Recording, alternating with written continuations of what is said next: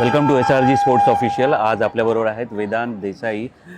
श्री समर्थ व्यायाम मंदिर दादर यांचे हे खेळाडू आहेत आणि खो खो महाराष्ट्राला रिप्रेझेंट करतात. 2024ला त्यांनी नॅशनल्स ते खेळले, प्रथम महाराष्ट्राला रिप्रेझेंट केलं.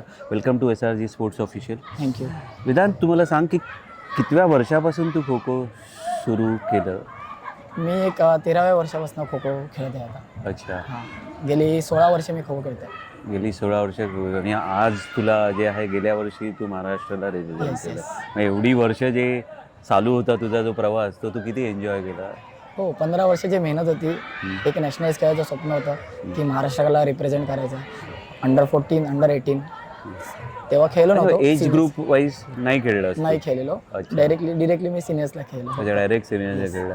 मग त्यामुळे कधीतरी असं वाटत होतं की आपल्याला मिळेल का चान्स वगैरे, की स्वतःवर विश्वास होता, नाही की आवड होती त्यामुळे चालू होतं? एक जिद्द होती की म्हणजे खेळायचं आहे.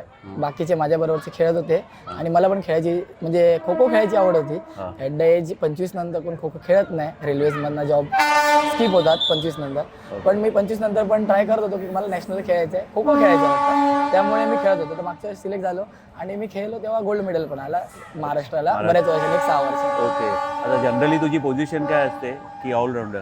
जनरली मी ऑलराऊंडर म्हणूनच खेळतो. मी बॅट्समन ऑलराऊंडर आहे. अच्छा. म्हणजे बॅटिंग ऑलराऊंडर आहे की माझं बेस बॅटिंग आहे. बॅटिंग करून ऑलराऊंडर करतो, अटॅक पण करतो. अच्छा. आता तू ऑलमोस्ट किती, 25 वर्षाचा आहे? मी आता 29 वर्षाचा. आता तू आता खो खो आता करिअर म्हणून तुझ्याकडे आता सध्या काय ऑप्शन आहे? करिअर म्हणून म्हणजे मी आता जस्ट याच वर्षी पोलीसमध्ये जॉबला लागलो आहे. खो खोच्या बेसवरच, म्हणजे स्पोर्ट्स कोट्यातनंच एक्झाम देऊन. ओके. ते ठाण्यामध्येच आहे पोलीसला. अच्छा. ठाणे प्रिझन पोलीसला. अच्छा. मागच्या वर्षी एक्झाम दिलेली. नॅशनल केल्यानंतर जस्ट एक 6 महिन्यात मी एक्झाम दिली होती आणि मी जस्ट जॉब लागलो. म्हणजे मेहनतने जॉब पण दिला, नॅशनल्स पण खेळलो. म्हणजे करिअर पण सुरुवात झाली करिअरची. आता आई वडिलांची प्रतिक्रिया काय होती? आई वडिलांचा सपोर्ट होता पहिल्यापासूनच. बरेच मुलांचे आई वडील 25 नंतर बोलतात की बस करा खो खो, म्हणजे जॉबकडे वळा. म्हणजे परिस्थितीनुसार खो खोतली मुलं तेवढी फायनान्शियली स्टेबल नसतात म्हणजे घरून. तर मग त्यांना खो खो सोडायला लागतं. बरेच माझे मित्र आहेत, त्यांना सोडायला लागले. माझ्या घरच्यांनी सपोर्ट केला की तू खेळ, अभ्यास कर, म्हणजे गव्हर्नमेंट जॉबला लागशील तर खो खो खेळता येईल अजून. आई वडील नोकरी करतात की नाही, बिझनेस आहे वडिलांचा, म्हणजे केबलचा बिझनेस आहे. ओके, केबलचा बिझनेस आहे. मात्र तो त्यांनी तुला सपोर्ट केलं, म्हणजे ऑलमोस्ट म्हणजे 25 क्रॉस केल्यानंतर पण तू खो खोशी निगडीत राहिला.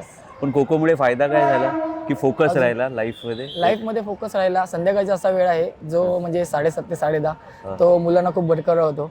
त्या वेळात मी ग्राउंडवर स्वतःला फिट ठेवतो आणि माझा फोकस फक्त लाईफ करिअरकडे आहे त्याच्यामुळे. एक्झॅक्टली. म्हणजे मी जो प्रश्न तुला विचारला त्याचा तुला मतितार्थ कळला आणि त्याप्रमाणे तू उत्तर दिलं.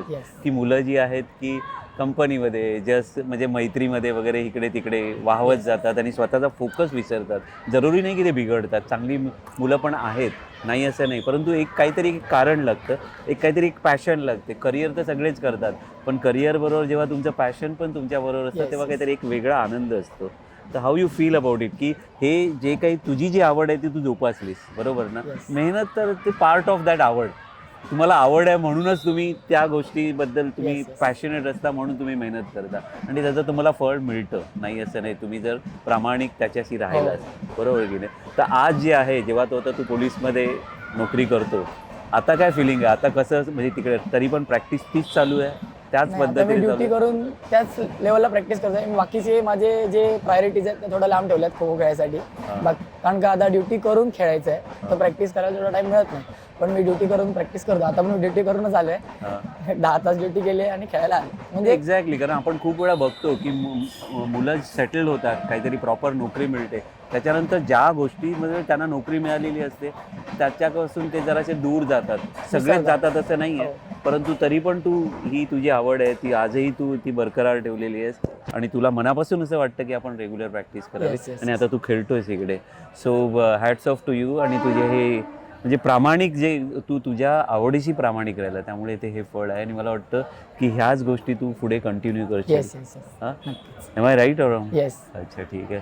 SRG स्पोर्ट्स ऑफिशियलशी बोलल्याबद्दल धन्यवाद आणि SRG स्पोर्ट्स ऑफिशियल तर्फे आपणास शुभेच्छा. Thank you so much. All the best. SRG sports club.